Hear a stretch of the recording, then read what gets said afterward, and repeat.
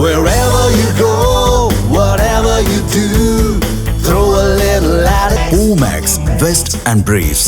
Trump இரண்டாவது முறையாக அதிபரானதும் குடியேற்ற கொள்கையில் கடுமையான கட்டுப்பாடுகளை விதித்தார். அமெரிக்காவிலேயே உற்பத்தி செய்யுங்கள், அமெரிக்கர்களையே பணிக்கு எடுங்கள் என்ற கோஷத்தை முன்வைத்தார்.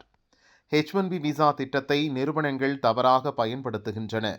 சாதாரண பணியாளர்களை குறைந்த சம்பளத்தில் எடுத்து அமெரிக்கர்களுக்கான வாய்ப்பை பறிக்கின்றனர் என்றார். புதிய H1B விசாவுக்கான கட்டணத்தை 88 லட்சமாக உயர்த்தி ஷாக் கொடுத்தார். விசா வழங்கும் நடைமுறையில் விண்ணப்பதாரர்களின் சமூக வலைதளம் வரை கடுமையான சரிபார்ப்பு நடந்தது. இதில் இந்தியர்கள் அதிக பாதிப்பை சந்தித்தனர். ஆண்டுக்கு 85,000 பேருக்கு இந்த விசா வழங்கப்படுகிறது. 2024 70% H1B விசாக்களை பெற்றது இந்தியர்கள்தான்.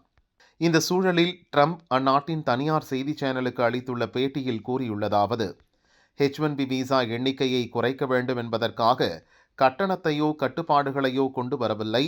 திறமையாளர்கள் மட்டும் வர வேண்டும் என்பதே நோக்கம். நம் நாட்டில் திறமைசாலிகள் எண்ணிக்கை மிகவும் குறைவாக உள்ளது. வேலையில்லாமல் இருப்பவர்களை நேரடியாக தொழிற்சாலைக்கு அனுப்பி ஏவுகணைகளை தயார் செய்ய என கூற முடியாது. சில முக்கிய துறைகளுக்கு தேவையான திறன் நம்மிடமில்லை. அத்துறைகளுக்கு வெளிநாட்டு திறமையாளர்கள் தேவை என கூறியுள்ளார்.